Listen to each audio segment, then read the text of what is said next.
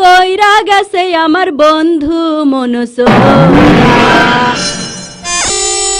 একই ডারে আমার ধাক্কা মারলি কে? চকি কপাল নেই? এই চকি কোনদিন কপাল থাকে নাকি? তোর কপালে চোখ নেই, ধাক্কা মারলি কি করতে? আমি তো ধাক্কা মারলাম, মইল দম নিয়ে কথা কাও। বুঝা হইলো, আর করছি না।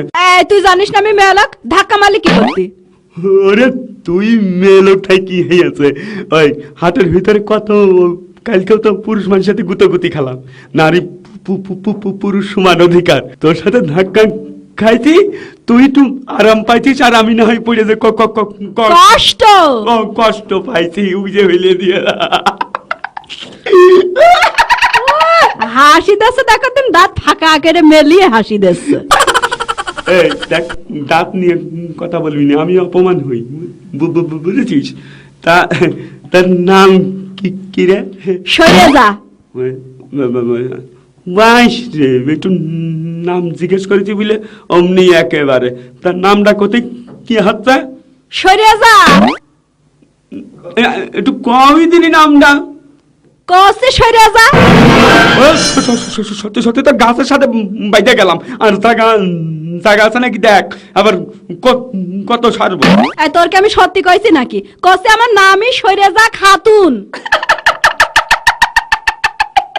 দেখো তিনি হাসছে না, গা ভরে বমি করতে আসছে, কিছুই তো বুঝতে পারছি না। ভাব ভালো না, সরে দাঁড়াই। তোমার বাড়ি কনে? বাড়ি বা কই? তাহলে কনে থাকো? বাড়ি বা কই? তা আমু তো সেই কথাই করছি যে থাকো কই। কসে ছাই আমার বাড়ি বাকই, আর আমার গ্রাম বাকই বাকই বাকই। ও যে সর্বনাশ, কার পাল্লায় পড়লাম? টাকা এবারটাকে গা ভেড়ে ছাদ ফেলবে নাকি? ওরে না, একটু হাসছি ওই তোমার নামের কথা শুনে আর বাড়ির কথা শুনে, যে এরম তো জীবনেও শুনিনি।